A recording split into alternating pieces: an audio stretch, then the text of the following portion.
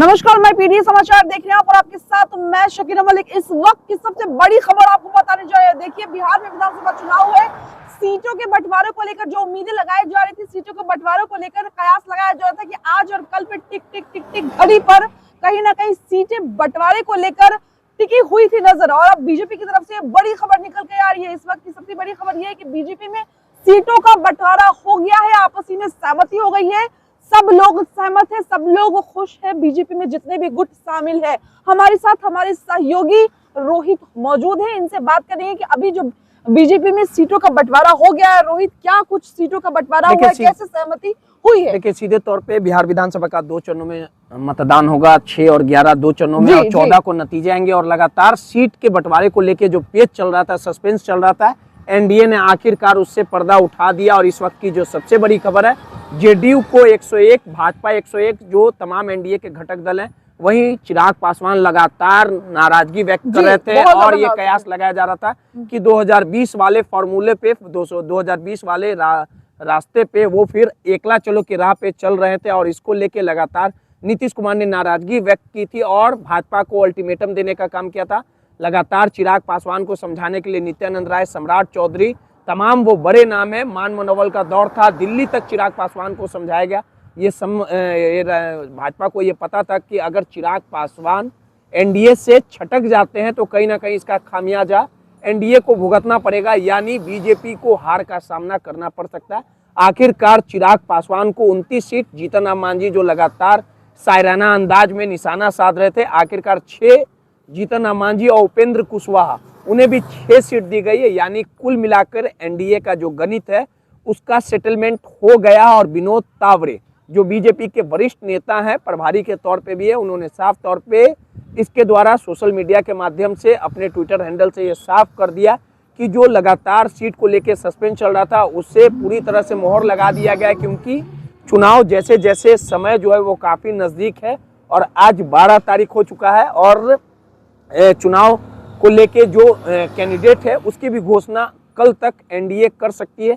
तो सीधे तौर पे कहा जा सकता है कि एनडीए जिस जंजाल में, जिस माया जाल में फंसा हुआ था, जो एकता नहीं दिखाई दे रही थी, उससे पूरी तरह से एनडीए ने साफ तौर पे ये जाहिर कर दिया कि नीतीश कुमार के चेहरे पे इस बार कहीं ना कहीं धमाकेदार तेजस्वी यादव से मुकाबला किया जाएगा। लेकिन सबसे बड़ा जो समस्या है वो इंडिया गठबंधन के साथ है, क्योंकि तेजस्वी यादव लगातार बिहार की बड़ी पार्टी के तौर पे जाने जाते हैं और इंडिया गठबंधन के चेहरे के तौर पे वो लीड करेंगे। तेजस्वी यादव नीतीश कुमार से मुकाबला करेंगे।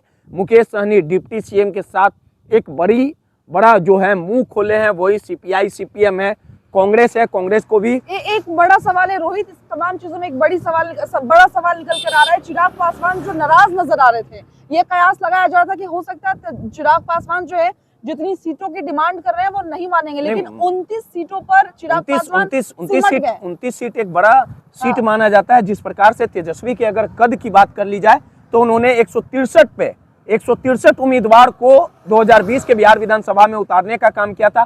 सिर्फ एक में सफलता मिली थी, वो भी विधायक जेडीयू में ज्वाइन कर लिया था। अब आप समझिए कि 5 से 6 जो उनके सांसद है, 2024 में उनका अच्छा प्रदर्शन रहा। और इसी को लेके लगातार चिराग पासवान जो है वो भाजपा के साथ प्रेशर पॉलिटिक्स कर रहे थे। जिस आदमी के पास एक विधायक ना हो और वो बड़ा मुंह खोले, प्रेशर पॉलिटिक्स करे, नीतीश कुमार को आंख दिखाए, भाजपा के साथ कहीं ना कहीं जो ब्लैक मेलिंग होता है, इंग्लिश वर्ड मीनिंग में आप उसे ब्लैकमेलिंग कहिएगा, आखिरकार उस ब्लैकमेलिंग और प्रेशर पॉलिटिक्स के माहिर खिलाड़ी चिराग बन गए।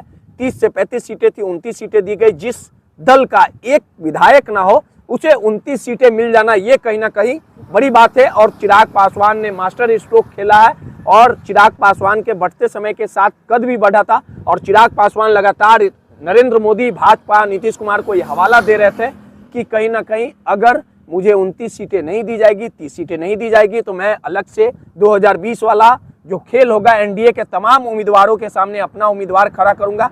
इसका खामियाजा भुगतना पड़ता भाजपा को, नीतीश कुमार अगर ये 29 सीटें उन्हें नहीं दी जाती तो जी बिल्कुल ये भारी नुकसान हो सकता था बीजेपी को। अब इंडिया का भी हाल बुरा है सकीना, आप खुद समझ रही हैं। आपके माध्यम से हम समझना चाहेंगे। मुकेश सहनी के जनाधार की बात कर ली जाए तो मुकेश सहनी मल्ला समाज के नेता है, कुछ वोट ला सकते हैं, उनका कोई अपना जो एक वर्चस्व होता है वो अस्थाई नहीं है। 2020 का वो साल आपको याद होगा जब मुकेश सहनी, तेजस्वी, तमाम गठबंधन के लोग पटना के मौर्या होटल में प्रेस वार्ता कर रहे थे और मुकेश सहनी ने बड़ी सभा में तेजस्वी को बेइज्जत करने का काम किया था। कहा था कि अति पिछड़ों के बेटे के साथ आपने दगाबाजी किया और उस भरी महफिल के प्रेस कॉन्फ्रेंस में मुकेश सहनी चले गए थे। और इस बार जो है मुकेश सहनी एक बड़ा मुंह खोल रहे हैं। याद है आपको 2020 की वो बिहार विधानसभा 70 सीट कांग्रेस ने ब्लैकमेलिंग की थी और 19 सीट में भी जीत हासिल की थी। महागठबंधन के अंदर इसी तरह का कुछ महागठबंधन के अंदर खींचतान चल रहा है क्योंकि महागठबंधन में तेजस्वी ये चाहते हैं कि 100 से ऊपर चुनाव लड़ा जाए। 70 सीट जो कांग्रेस चाहती है, बिहार में कांग्रेस का जनाधार नहीं है, लेकिन राहुल गांधी ने कई दशकों के बाद कांग्रेस में जान डालने की काम की है। कांग्रेस ये चाहती है कि 70 से 75 सीट दी जाए, लेकिन लालू यादव, तेजस्वी ये नहीं चाहते हैं क्योंकि 2020 में कांग्रेस का प्रदर्शन जो था वो अच्छा नहीं था। 19 सीटें पे ही जीत हासिल की थी। वहीं सीपीआई, सीपीएम, तमाम जो लाल जो संगठन है उन्होंने अच्छा प्रदर्शन किया था। कांग्रेस से अच्छा प्रदर्शन, उनको 19 सीटें आई थी। अब आप कुल मिलाकर समझिए कि कहीं ना कहीं ब्लैकमेलिंग, प्रेशर पॉलिटिक्स का जो खेल है वो इंडिया गठबंधन में बदस्तूर जारी है। लेकिन इस बार राहुल गांधी ने पसीना कांग्रेस के लिए बहाया है। कांग्रेस में के लिए पसीना बहाना, भीड़ जुटाना और वोट बैंक में तब्दील करना, दोनों दो चीजें, दो पहलू हैं। लेकिन राहुल गांधी से आज शाम में जिस प्रकार से कयास लगाए जा रहे थे, लालू यादव, राबड़ी और तेजस्वी गए हैं, मुलाकात होगी, सीट शेयरिंग का क्या कुछ फॉर्मूला रहेगा, लेकिन समय नहीं है। उम्मीदवार खड़े करने हैं, सिंबल देना है और चुनाव भी लड़ना है। एनडीए ने तो जो उनका समस्या था सॉल्यूशन कर लिया, लेकिन इंडिया गठबंधन में क्या कुछ होता है ये तो समय बताएगा। बहुत बहुत शुक्रिया रोहित। देखिए, अब महागठबंधन की गुत्थी तो अब तक नहीं सुलझी है। अब तक वहां पर सीट शेयरिंग को लेकर अभी तक तमाम दल अपने में उलझे हुए हैं, लेकिन एनडीए की तरफ से बड़ी खबर निकल कर आ गई कि इस बार आपको बता दें, अभी जो चुनाव होने वाला है, बिहार विधानसभा चुनाव 2025 फर्स्ट फेज को लेकर आपको बताएं, तमाम लोग जो कयास लगा के बैठे थे कि आखिर एनडीए कब तक सीट शेयरिंग पर फंसा रहेगा, और ऐसे में चिराग पासवान भी कहीं ना कहीं अटक से गए थे। लेकिन अब तमाम लोग अपने में खुश है, सीट बंटवारा हो चुका है।